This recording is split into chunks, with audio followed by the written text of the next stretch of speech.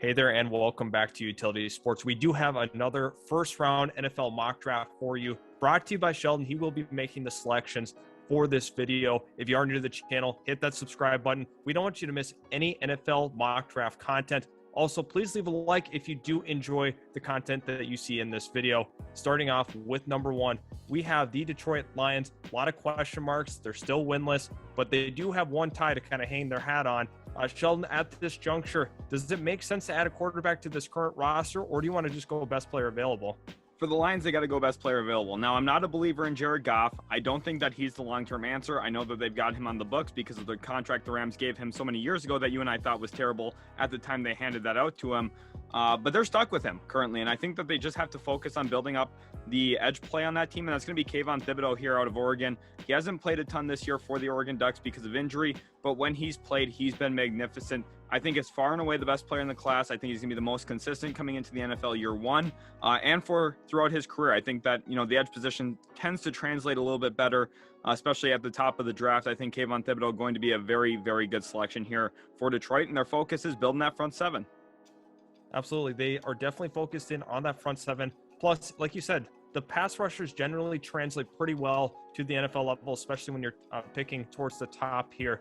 There's a couple of occasions where it hasn't worked out, but that's for every kind of position. It's not always going to be 100%.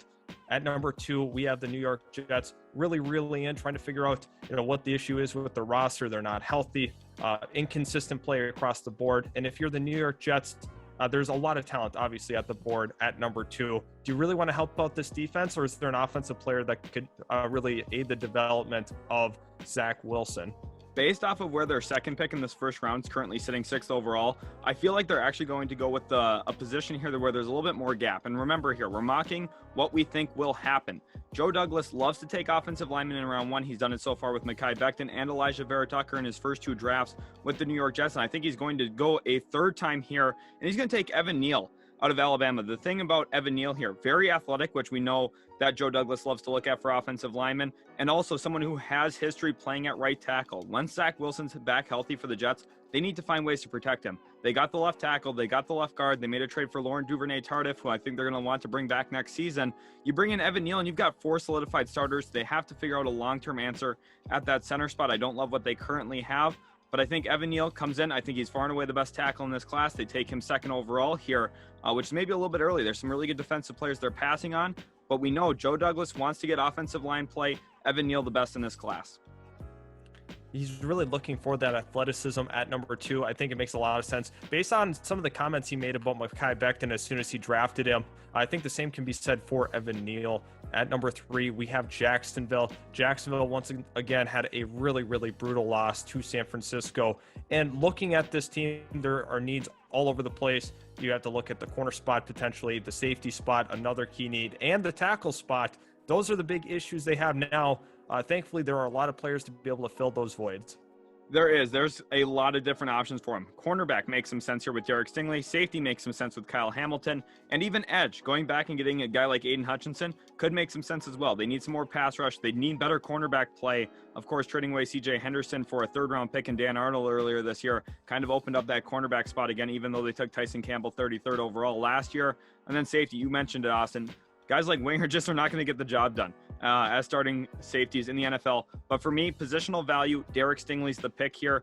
His freshman season for LSU was absolutely insane. Posted 7 interceptions, was part of the crazy LSU championship team in 2019.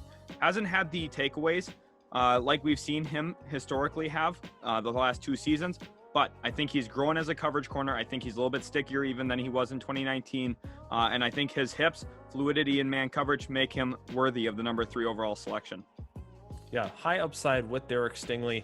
Also a big positional need. Arguably the best player at a premium position here at the 3rd spot. At number 4, you have the Houston Texans. Houston has a lot of question marks moving forward. One of the league's oldest rosters. With this selection, they can definitely improve some of the youth. They're definitely going to be looking to acquire more draft picks as they are going through that rebuilding phase in Houston. So, Sheldon, what do you think they can fix with this pick?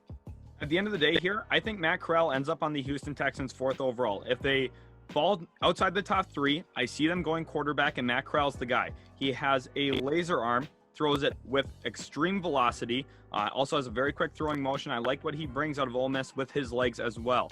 You're looking at Houston here probably making a Deshaun Watson trade this offseason. And if they do that, Davis Mills is not going to be the guy. If they had any really reason to believe that, they would not be starting Tyrod Taylor when he came back from injury. Davis Mills did not impress them enough to win over the starting job this year against Tyrod Taylor. Matt Corral, a much better player, much better prospect than Davis Mills, comes in 4th overall. I know Texans fans probably want some help along that defense. Kyle Hamilton, Aiden Hutchinson, 2 really good players, but I think Matt Corral, the quarterback position, just too important to pass on here if you're Houston, especially with the idea that you're going to make a trade and gather a ton of other draft picks as well. Absolutely. That trade would really help them build for the future, and they have to have a quarterback in the stable ready to go. Davis Mills does not appear to be that guy. Yes, he hasn't had a ton of around him to really prove himself. However, he's a quarterback that we can just see early on in the process, probably not a building block type of player. At number 5, we have the New York Giants. And at this spot, the New York Giants definitely are looking across the board at things at kind of a vacuum that they are really struggling as a whole. I think they have some nice pieces on the roster. They might look to that defense. However, is there an offensive player that you could see them taking? Maybe you even look at that quarterback spot. Quarterback spot's an interesting place for me. Last week, I had mocked them a QB in round 1. This week, though, there's just too much talent here still on the defensive side of the ball to pass up on it at this point. Kyle Hamilton is just too much of a value pick here. I know safety is not the biggest need for them, but he's arguably the second best player in this year's class. You get him 5th overall, and it's a home run pick to me. I know Logan Ryan's played well. You've got Jabril Peppers, but then the long term, you look at Kyle Hamilton, Jabril Peppers being your 2 safeties. The 2 of them can work off of each other. Jabril Peppers, really good playmaker. Kyle Hamilton can play up in the box a little bit more, but still could be that deep safety as well if you need him to be. A good mix of power at that safety spot in terms of hitting and also making plays up in the box, and also really good speed, athleticism, and playmaking abilities on the back end as well. Absolutely. I think a dynamic playmaker in that secondary could go a long ways for the Giants. And now at number 6, we have the New York Jets once again. This is via Seattle. And the New York Jets team, this could be really interesting. Are we going to see some more trench play addressed with this spot? Yeah, I see that here for the New York Jets. There is a really, really good center here, and I'm going to double down on it. Tyler Linderbaum. We're looking at the Jets having a truly filled out offensive line at this point. I know that some Jets fans want to go defense here. DeMarvin Leal, Aiden Hutchinson, 2 good options at this point. However, Tyler Linderbaum, just too attractive of a pick for me here, especially with the idea that you already have added Mekhi Becton, Elijah Vera-Tucker, 2 guys who I think are hits in round 1 of recent drafts. Then you come and get Evan Neal, who I think is a great pick, number 2 overall. And then Tyler Linderbaum, number 6, who's clearly the best center in this year's class. Kind of ties the whole offensive line together. You only have 1 weak spot at right guard. And like I said earlier, you've already addressed that via trade if you're able to keep Lauren Duvernay-Tardif long term. The Jets offensive line has become one of the best in the league with this draft. Yeah, no question about the New York Jets really filling out that offensive line, kind of taking a Philadelphia Eagles approach from a couple of years ago and really addressing that offensive line. At pick number 7, we have the New York Giants once again. This is via Chicago. A lot of premium talent still left on the board for them.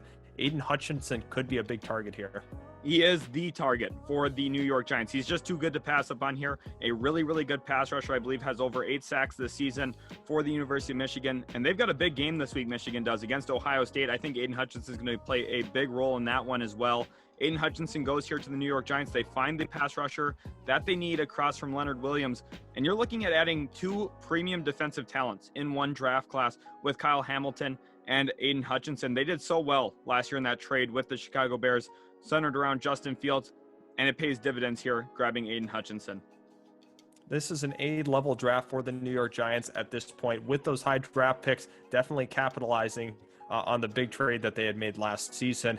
Now at number 8, we have the Philadelphia Eagles. Once again, they're able to keep adding to this roster. They also have pick 11 coming up. Quite a few names on the board that definitely are intriguing and could be great fits for this team. Who is it going to be? At 8 here, I'm looking at that cornerback spot. So go ahead, pull up the cornerback room. And I think there's a few interesting players out here that we should highlight at this point. You've got Kaiir Elam, Andrew Booth Jr., and Ahmad Gardner are the 3 I want to talk about. Kaiir Elam, maybe someone who's a little bit more upside, athleticism driven. Andrew Booth Jr., very good size. He's going to be physical, get to play around the line of scrimmage fairly well. And then Ahmad Gardner, who I just think is the better coverage corner out of the 3 here. I'm going to go with Gardner. for the Philadelphia Eagles. I know his rank's a little bit lower, but anyone who actually watches the Cincinnati Bearcats knows how good in coverage he is.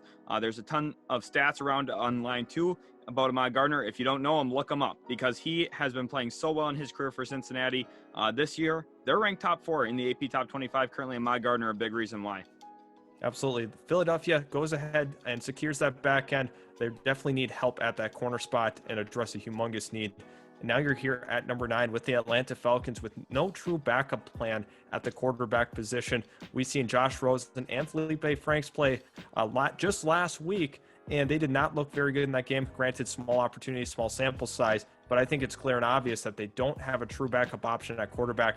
Are you going to go ahead and ignore that and assume they make a trade or something to address that? Or are they going quarterback here? I think they're going to try and get another year out of Matt Ryan. I just don't necessarily know if they can afford yet at this point to take a quarterback 100%. I'm just going to go George Karlaftis here. They need some more edge play. I think that they have to improve along their defensive front. Their offensive line needs some work too. Days 2 and 3 are still going to be super important as well for Atlanta. They have a lot of needs to address. I think they got off to a pretty good start last year, taking Richie Grant in round 2. They've made some nice picks. I love Kyle Pitts there as well. They've got some nice players, but they need to go back into this draft and look at trying to build out the rest of this team before they try and answer that quarterback position long-term, in my opinion. George Karlaftis could be a huge pick, especially at that edge spot. Like you had mentioned, this has been a problematic area for the Atlanta Falcons. They have not had a ton of production there at that position.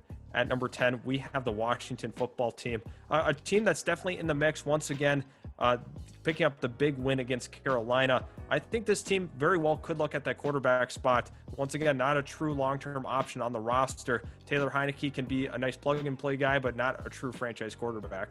Right, Washington, I think, is the counterpoint argument to Atlanta here, where they kind of have that roster a little bit more filled out, a little bit more talent on that roster currently. So they can go ahead and look at that quarterback spot, and it's going to be Malik Willis here out of Liberty. I love his long-term upside. I think he could be someone who grows into a nice starting NFL quarterback. And the nice thing is with Taylor Heineke under contract for one more year after this year, there's not a pressure to necessarily start Willis right away if you feel like he's not ready. Now, I would incentivize them trying to get Malik Willis some playing time year 1 at least. But I think that if they felt comfortable with Taylor Heineke for one more year, especially if they didn't start out well, there's no reason to rush Malik Willis. I think that giving him some time to develop, learning through practice, learning through film study could be a good way for Malik Willis to really transition into the NFL against better level of competition. At 11, we have the Philadelphia Eagles, like previously mentioned. They have another pick at this spot. There's a lot of great talent, especially in the trenches. I could see you potentially looking at some potential replacements due to contract situations on that D line. Is that kind of the route you want to go? Yeah, the D-line is a place that I think is worth looking at here. And I'm specifically going to go with DeMarvin Leal here. I think he's just too talented to pass up on.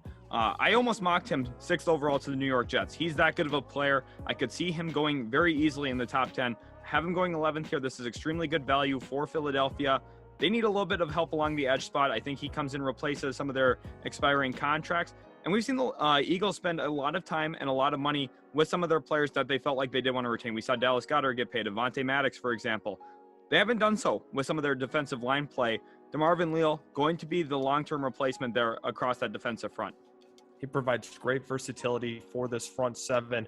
I love this for Philadelphia. Great value as well. At number 12, we have the Carolina Panthers, which have a little more life than they once had a couple of weeks ago. It's really refreshing having Cam Newton back and in the mix. A couple of interesting prospects that still sit here on the board. You have Charles Cross, who could be a tremendous selection for them at this spot. But could you see them really looking on the defensive side of the ball as well? I think there's a real toss-up here which way they could go. Depending on where they actually finish in the real draft position, they could look at a quarterback possibly. If they end up being here at 12 with what's on the board, I think they have to go Charles Cross. They have to look at the tackle spot. They need more help across the offensive line. I think Charles Cross, really solid tackle here. Maybe doesn't have the upside of a guy like Evan Neal, but I think day one could be an instant starter for you and really help patch up some of the issues they have across the offensive front. The game ended today with Cam Newton getting sacked, getting pressured off the edge. Charles Cross helps mitigate some of those issues. Absolutely. And right now he's a very polished pass protector. So I love this for Carolina for that reason. And at number 13, we have the Denver Broncos. A lot of ups and downs with this roster so far. quarterback position has been a question long-term. Is it going to be Teddy Bridgewater? Could it potentially still be Drew Lock? We're not exactly sure at this juncture. There's a couple of quarterbacks that have slid to this point in the draft, but it's very possible they look outside of that position. Yeah, I'm just not going to go quarterback here. I'm not in love with anything 13th overall. I don't see the Broncos taking one 13th overall. I think they go to defense. I think they look at the interior defensive line and take Jordan Davis. Scored his first career touchdown, actually, this week in college football for the Georgia Bulldogs. But you're not drafting him to score touchdowns. You're drafting him to prevent touchdowns. Phenomenal in the run game. I think has enough athleticism to be an interior pass rusher. Has to grow in that area, I think, with some of his pass rush moves. But the physical upside is insane. I'm sure you guys have seen the picture of him this week, too, that's been going viral on social media with how big he is at 6'6", 340 pounds. The Denver Broncos need a little bit more interior defensive help. They've lost Von Miller via trade. They have a ton of draft picks this year, though. They picked up that extra second and third round pick in there. They're going to have a lot of ways to improve this team, and I think starting right up the middle with Jordan Davis is a great place to start. Absolutely. Jordan Davis really helps. Once again, Vic Fangio continued to build that defense and really going for the youth movement at this point. At number 14, we have the Miami Dolphins, and this is via San Francisco. And the Dolphins, once again, very well could be looking along that offensive line. I think that's a key issue for them. However, there's some other defenders that really could help out this team. Starting to win a couple more games, more of what we thought they were going to be this season after the disappointing start. Sheldon, what do you like for them? Let's go look at the tackle spot, because I think there's a few really good options out here that would solve some of the issues that they're having. I think Pettit Freer is a really good option, but I'm going to opt for Ikem Ekwonu here, who's higher on a lot of other people's boards. And he's really, really good in the run game for NC State. NC State's been a top 25 ranked team all year long. Ikem Ekwonu is going to help the Dolphins run the football, which is a key issue they've had this year, Austin. I know you've identified that a lot of the times here on the channel. So for our returning viewers, we know that the Miami Dolphins need to run the football better moving forward. I expect them to compound this pick with a running back on day 2 or 3 that they could honestly utilize as a potential starter, because Myles Gaskin, his production has just been really shaky at best this year. They don't run the football very well. They don't run the football often. Ikem Ekwonu is going to be a player that helps incentivize them pounding the rock on the ground.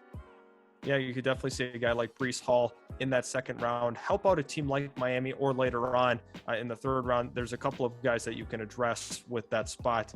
At number 15, you have Las Vegas. Las Vegas suffered a tough loss to the Cincinnati Bengals. Definitely a heartbreaker, especially considering they were at home.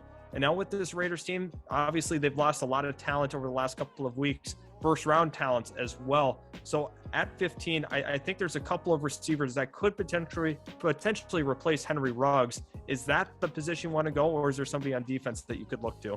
That wide receiver position has been a key area of need for them. They've identified that in the past when they made the Antonio Brown trade. Obviously, that didn't work out. They drafted Henry Ruggs, brought in Tyrell Williams. They made a lot of moves at that wideout spot, and none of them have worked. However, here, I just think that they have to look cornerback. Casey Hayward is aging. I know his play's been really, really good and consistent this year, but I'm looking long-term here with the Raiders. This is, of course, a draft pick that's incentivized for the long term. They also lost Damon Arnett after his off-the-field issues as well. Kaiir Elam out of Florida, I had mentioned earlier his upside, especially athletically, and I think that's something that could be attractive to Mike Mayock, assuming he's still the GM come draft time.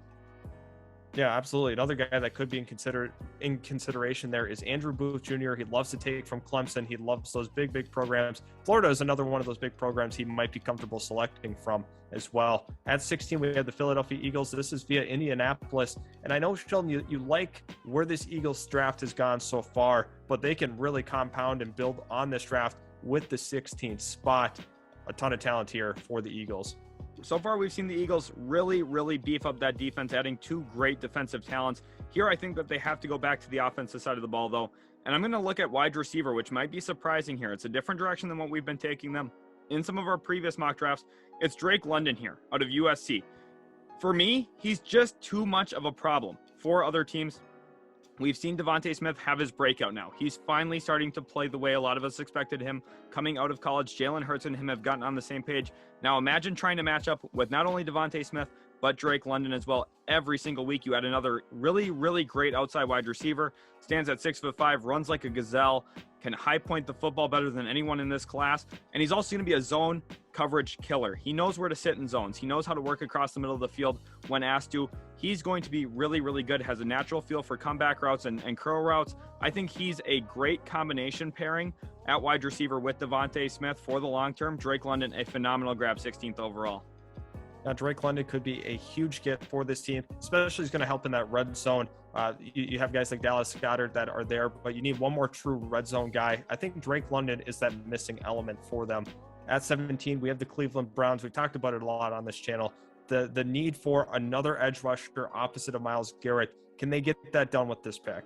They could. Kingsley Enagbari's here. I'm not going to go in that direction, though. I think he's an attractive pick to them, but I think that they have to go wide receiver specifically after losing Odell Beckham Jr. Looking at the wide receivers here on the board, I'm actually going to go with Jamison Williams. He's continued to impress me this year. Former Ohio State Buckeye, transferred to Alabama, and has seen a ton of production, scored 2 touchdowns this past week against the Arkansas Razorbacks. He is phenomenal after the catch, has elite speed at that wide receiver spot. And I think as a complement wide receiver to Jarvis Landry, they need to be able to stretch the field a little bit more for Baker Mayfield. I think that's going to help open up elements of the run game for them, which is really where their offense is built off of. So bringing in a deep play wide receiver, someone who can really take the top off of a defense, makes a lot of sense for me here. Cleveland takes Jamison Williams 17th overall. Jamison Williams has been an emerging prospect at Utility Sports. Really was kind of brought on the last couple of weeks. A lot of people favored John Mechie going into the year, but I think Jamison Williams is the clear number 1 wide receiver at Alabama currently. At number 18, we have the Cincinnati Bengals, and the Cincinnati Bengals sit at an interesting position. They look really, really good so far this season, keep improving. They definitely need some work on that offensive line and a couple spots on defense that are still concerning. What direction do you want to take them? I'm looking at Kenyon Green here. I think he's too good of a player to pass up on. Now, he's not that traditional tackle you're looking for. He's spent most of his career playing guard, and I know a lot of Bengals fans want to find that tackle, and I think tackle's a need for him. But Kenyon Green is just too good. To me, he's a top 15, arguably top 10 player in the class on day one. He's going to be very, very good. I think he's one of the more aware offensive linemen.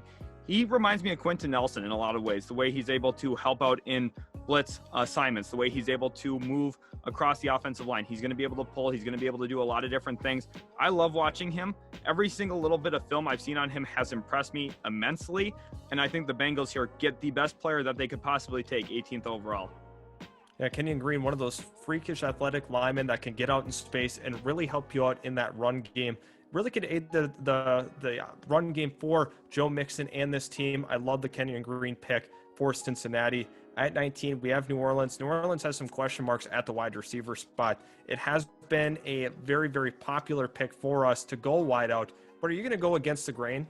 No, I'm going with that wide receiver pick, especially Garrett Wilson with him being available 19th overall. It's just too good a value here.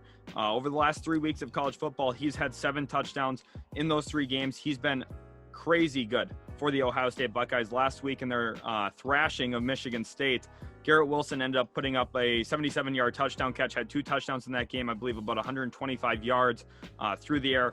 He's just a really, really good wide receiver product. We've seen the Saints take from Ohio State in the past as well. Marshawn Lattimore, Michael Thomas. They're going to do it again here, and this one's going to pay off. Garrett Wilson, a phenomenal grab, 19th overall. Garrett Wilson, Michael Thomas, very, very dangerous connection. And hopefully Jameis Winston will be back, will be healthy next year to really enhance the play of these 2 guys. At number 20, you have the Minnesota Vikings, surprising win against the Green Bay Packers. However, they were at home. They played well, almost choked away the lead. However, Minnesota narrowly holds on. A lot of question marks on this defense, an immense amount of question marks in that secondary. You also have some question marks long-term at the linebacker spot. Where can you see Mike Zimmer, potentially still Mike Zimmer if he's still around, go with this pick? We know how important cornerback is, but I think linebackers equally as important in Mike Zimmer's defensive schemes. Nakobe Dean, the selection here out of Georgia. I think this is going to become more of a popular pick here on the channel. Nakobe Dean offers good athleticism, going to help in the run game. And like we said in our last mock, he's just a really, really good complement to Eric Kendricks based on what they already have. He comes in, fills the need. Anthony Barr's not under contract for next season after they had renegotiated his deal. They need to find a long-term linebacker, someone who's going to be cheap on that contract, coming in as a rookie. I think this answers a lot of their issues. We saw Mike Zimmer kind of starting to shy away a little bit more from some of those double A gap looks that he's shown, especially earlier on in his tenure as the Minnesota Vikings head coach. I think that a Nakobe Dean draft pick can kind of open that back up in his defensive play calling. They still need cornerback play. They're going to have to find it some way or another. But Nakobe Dean, a good answer here, 20th overall.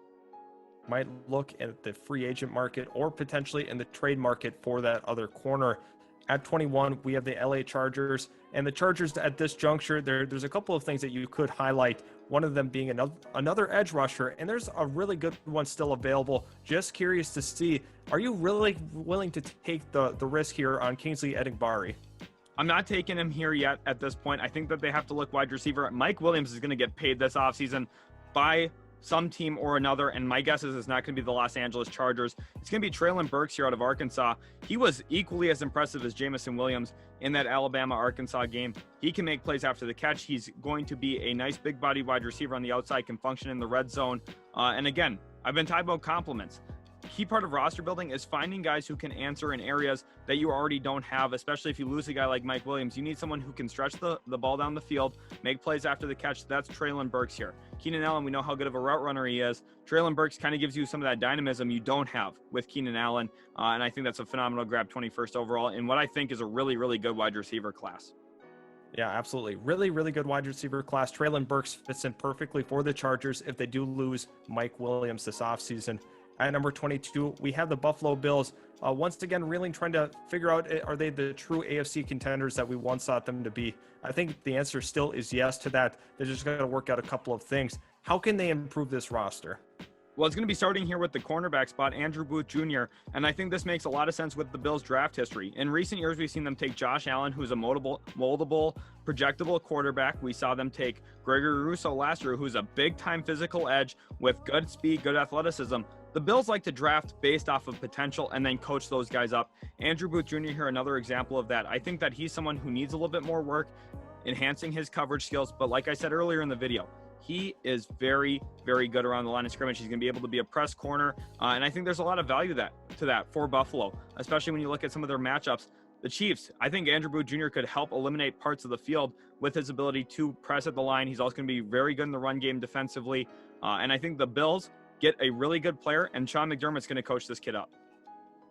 At number 23, we have the Kansas City Chiefs. The Kansas City Chiefs have looked a lot better defensively the last couple of weeks, especially in that Dallas game. Very, very impressive, the kind of play calling that they had from Steve Spagnuolo.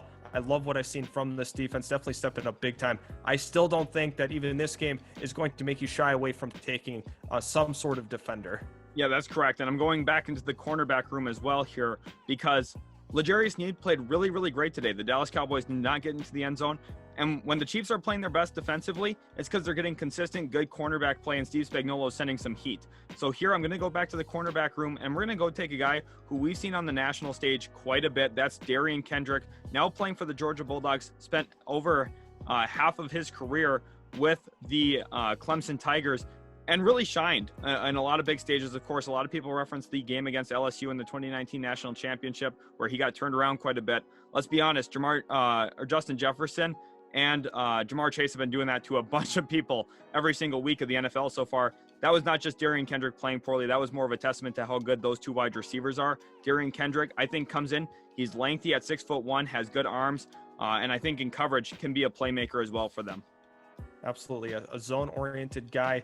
Very well could fit into this Kansas City defense. At 24, we have the Tampa Bay Buccaneers. Tampa Bay looking to make some improvements on this roster. Some of it really having to do with the contracts coming up, and they have to make some big decisions on restructures. So where can they save some money here? I think that might be where you're motivated to make a move. They've got to save money at one of those tackle spots and transition to a younger guy here. Donovan Smith takes up a ton of cap space if they retain him after this year. Nicholas Pettit-Freer here, the selection. This is a pick I've become able to fall in love with just because of his ability to pass protect. Let's be honest about the Buccaneers. They're a pass-first offense. They like to stretch the ball down the field. You already have Tristan Wirfs, who's been a home run pick, probably the best tackle from that class, one of the best overall players from that class. Now you come in, get another guy who can pass protect. And I think that really opens up their offense down the field a little bit more even than currently where it's at. Yeah, that offensive line is looking scarier and scarier, especially if you add Pettit-Freer. That could be a huge pick for them. At number 25, you have the Pittsburgh Steelers. Once again, a lot of questions at the quarterback spot. We've talked about it a lot on the channel. Maybe they even shy away and look to the trade market, but do you see a quarterback here that you like? The Steelers are just in too much of dire need. There's no way I can look at this team and say that they're fine without taking a quarterback. Sam Howell here out of UNC, he just has to be the selection here. He's too good to pass up on if you're in as big of a need as Pittsburgh at this point, because Sam Howell instantly comes in. Assuming Ben Roethlisberger's not there next year, he's instantly your best quarterback. He's your best talent. Mason Rudolph, not going to get the job done. Dwayne Haskins, not going to get the job done. We've seen when those two guys were relied on, they tied to the 0-9-1 Detroit Lions. That's just not acceptable, especially when you have as much defensive talent as they have. They still have to figure out some other options at wide receiver. Of course, they have to figure out some of that offensive line, but it starts and ends with the quarterback here for Pittsburgh. Sam Howell has to be the selection. They also get pretty good value. Once was thought to be the second overall prospect in the entire draft. Now is falling to 25. And that's why you want to be subscribed to this channel, because there is so much that changes from week 1 all the way until the actual NFL draft. A lot that changes during the process. At 26, we have the New England Patriots, really surprising a lot of people. People are even saying that they potentially could be the AFC favorites. What are your thoughts on that first? And then what do you like for their selection? I think it's a little too early to be saying that they're the favorites in the AFC, especially when Patrick Mahomes and the Kansas City Chiefs still exist. I know they haven't looked as great this year. Also, if Derrick Henry comes back for the Titans, I mean, that's a tough out. The Baltimore Ravens are always so good. They even won today without Lamar Jackson. I know it was against a Bears team, but still, those three teams are just better, in my estimation, than New England. I don't think that they're the favorites. I think they've been really good this year, though. In a lot of areas, I think Mac Jones has been impressive. We expected him to come in and be an NFL-ready QB year 1. I still got questions about his long-term upside. And for that reason, we're going to try and find a way to help him out. We're going to look at the running back position here. And that's going to be Kenneth Walker out of Michigan State. He's really, really dynamic out in open field, and I think that's what they're missing at this point. You look at the running backs that they have, I think you have some guys who are very solid between the tackles, but New England, in the last, recent memory, they just haven't had a guy that they could really call their lead back, their go-to guy. Kenneth Walker's been that for Michigan State. He's phenomenally athletic, phenomenally agile out in space, and I think it makes a lot of sense for New England to finally prioritize the running back spot with someone as special as Kenneth Walker. Kenneth Walker, a Heisman front runner at this point in the season, which is just terrific at that running back spot. Now at 27, you have the Detroit Lions, and this is via the Matt Stafford trade. And the Detroit Lions were able to address the front 7, and now they very well could look potentially at a quarterback. Maybe they want to keep adding to that front 7. What do you like here? Yeah, I think that they have to look at that front 7 a little bit more here. They're going to go with Kingsley Enagbari, and they're actually going to double down on that edge position because it's just too good a value here for them. I know a lot of Lions fans want more front 7 play. You get Kayvon Thibodeau, Kingsley Enagbari in the same first round, you are looking immensely better. I know that maybe it's not the most attractive thing to double down on edge. Maybe you want a linebacker, someone who's on that second level, but it's just too much talent here to pass up on at this point of the draft. Now at 28, we have the Dallas Cowboys. Definitely could be looking at that corner spot. Maybe they want to continue to address the offensive line. Definitely some good value players at this juncture. But I think the corner spot's probably where you're looking here, correct? It's actually not, surprisingly. And I think a key reason why for me is that Dallas is going to try and find one in day 2, in round 2. I think that there's a player here that makes a little bit too much sense with some of their upcoming contracts. It's going to be Devin Lloyd here out of Utah, actually. He's impressed me in recent games. He's a big part of why they upset Oregon, actually, this past week. Utah had a massive win. And I think for the Cowboys, too, the way that they utilize Micah Parsons all over the field, coming off the edge, sometimes they like to blitz him a lot. Finding another consistent linebacker to put right next to him also lets you save some money to address other positions, maybe a cornerback in free agency, try and figure out some safety stuff long-term as well, because they got a lot of guys on one-year deals right now. Devin Lloyd gives you some flexibility with the money aspect of roster building, even though it maybe doesn't directly answer a serious key need at this point. At number 29, we have the Baltimore Ravens, and the Ravens are a team that very well could be looking along that offensive line. This team has dealt with injuries all season long. They've dealt with it. They've been able to overcome some of those big issues that they've had, especially at that running back spot. A big testament to this Baltimore team and how well they've built their overall roster. At 29, what is available that you think could really help them? I think it's Drake Jackson here out of USC. I think he is someone who fits exactly what Baltimore is looking for off the edge. They lost Matthew Judon this offseason to the New England Patriots. He's been having a great year there in Foxborough. But Drake Jackson, I think the athleticism's there. He's a little light along the edge spot, but that's perfect for what they need there for him to be coming off that edge in that 3-4 multiple front. He's going to come off the edge. He offers really good speed. He's had a lot of production in his time at USC. Just like his teammate Drake London, when we talk about production, Drake Jackson's been equally productive, but at that edge position, I think it makes a lot of sense. I know the Ravens need to find some offensive line help, a tackle at some point, but I just don't think it comes here 29th overall in this mock draft. At number 30, we have the Green Bay Packers. This is a team that definitely has some question marks in the future that has been noted many, many times on the channel because of the Aaron Rodgers situation, Devontae Adams. But at this point in the draft, there are a couple of nice receivers that are still here. Could you see them looking at that wideout spot, or maybe they look defense? They have to. With where their current contract situation's at, it's going to be Chris Olave. They need to do it. Brian Gutekunst has to go against his own draft history and finally take a first-round wide receiver, especially if he wants to see Jordan Love have success in his first year as the starting quarterback for the Green Bay Packers. Olave is a really good talent, would have been a first-round pick last year. We've talked about that a lot on the channel. And he's also someone who's worthy of a first-round pick this year. Also, he put up 2 touchdowns as well in their thrashing of Michigan State. Him and Garrett Wilson equally performed in that matchup. So that's the kind of talent you're possibly getting here if you're Green Bay. 30th overall, this is a steal. At 31, we have the Tennessee Titans, a team that just dropped another weird game to the Houston Texans. Really, really odd, the games that they've lost this season. But there's a couple of players that definitely could help them out long-term on this defense. But could you see them maybe looking potentially at that offensive line? Offensive line's a big need, and I think they come back and address it a little bit later in the draft. Trent McDuffie here has to be the selection. We saw them this past offseason move across from a lot of the cornerbacks that they had. Let Malcolm Butler go, who ultimately he ended up retiring, at least for the short term here. Then they also let go of some of their other nice young pieces that they had at cornerback. Then they drafted Caleb Farley. He's got injury concerns, had him coming into the draft. And now at this point, they need to find another cornerback. Trent McDuffie is going to be the answer here out of Washington. He's been really, really good in coverage. And if he was 1 or 2 inches taller, he'd probably be a top 20 pick here for me. Just based off where I actually think he's going to go based off of his physical traits. I see him going 31st, and I think it's a really good selection for Tennessee. And then finally, at pick 32, we have the Arizona Cardinals. This has been a cornerback hotspot for a lot of our mock drafts, but maybe you're going to get a little creative here. Is there something else that you like for this team? This has been a cornerback hotspot, but I just see with what's gone off the board at the cornerback position, we mocked a ton of corners. I think corner play comes at a premium in this first round, that here at this point, they can't afford to just reach on a cornerback. I think that they go actually at that edge position with Nick Bonito out of Oklahoma. Really, really good option here for them because they need to find some help. They've had to rely on certain guys, especially with J.J. Watt. He's had a ton of injuries throughout his career. I don't think you can really count on him to play a 17-game season. Chandler Jones, we don't really know what his long-term future looks like there in Arizona. They're a really good team right now. I think just bringing in a little bit more edge help kind of helps solve some of the insecurities long-term there for Arizona. I think that's a great point for this Arizona team. Once again, that is going to conclude our NFL mock draft. If you do enjoy this kind of content, please hit that subscribe button. We produce a lot of NFL draft content. We will soon be having a second round mock coming out later this week. Also hit that like button. We really do appreciate all of your support on these videos. So a like means the world to us.